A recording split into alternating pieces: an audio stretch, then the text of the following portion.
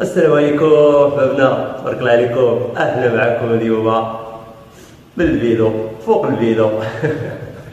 اليوم الخوت راني في السطاد وفي لاصال ديال الكلوب.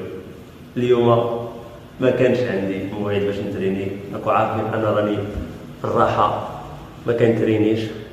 المهم اليوم جبت الابن ديالي الله يحفظو ليا ويحفظ جميع ابناء المسلمين يدير الحصه ديالو، ولكن في نفس الوقت بغيت نستغل الفرصه. ايوا راني هنايا خوك كنضرب بيضال شويه بشويه. واش غنقول لكم هنا؟ بغيت نقول لكم توحشتكم صراحه، وان شاء الله نرجعوا في اقرب وقت. واللي بغيت نقول لكم بان الراحه راها زوينه، الراحه كترجعك قوي وكتخلي لك واحد الانفي، واحد الاراده والرغبه باش ترجع تجري. ونهار اللي غترجع بصراحه قوي باذن الله. صراحه توحشت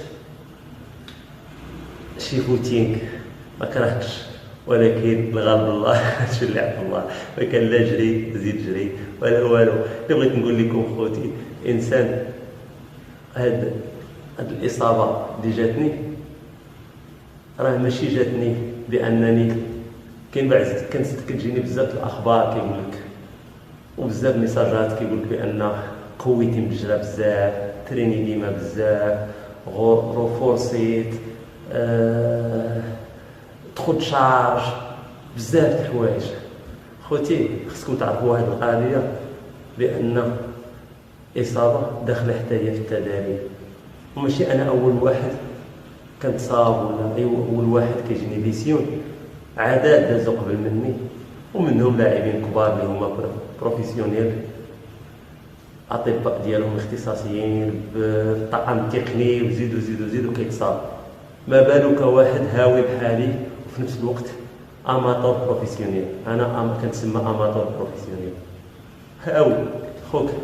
كنحب هذه الرياضه، كنديرها كنتبعها، ولكن كتجي شي حاجه نورمال تجيك لان انت كتريني ديما. ما يمكنش تجي لواحد وهو جالس في الدار، حتى هذاك اللي جالس في الدار راه تقدر تجي ما يعبى براسو يدور حتى يضرب القنط ديال الطابله ولا ديال السداري. ضحكوا شويه. هو تقاس. المهم ما عليناش، حنا نطلبوا من الله يحفظ الجميع ويحفظنا كاملين.